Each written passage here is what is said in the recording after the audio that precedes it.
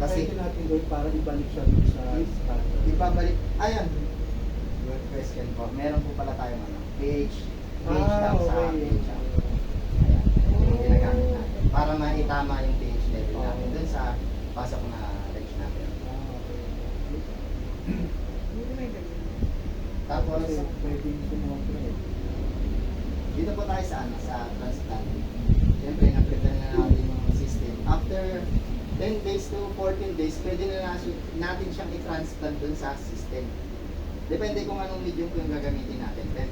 Pwede tayong gumamit ng horticultural foam or cocopit. Tapos, ita-transfer na natin siya sa system na dito na po. Dito sa mga setup natin.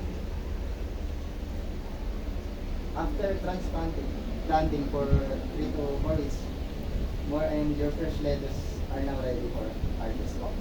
So, ganun lang kabilis yung cycle ng lettuce natin. Mag-aantay lang tayo ng another, opo, isang buwan mahigit.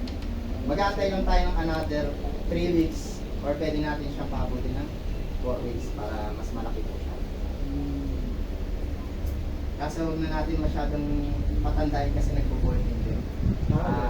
Kumakapal din yung ano, kumakapal din yung mga dahon niya tapos masyadong nagkakaroon ng pulubot. Ang taste naman niya, mapait po. Opo. Mga 35 days from sowing to 42 days. Dapat ganun lang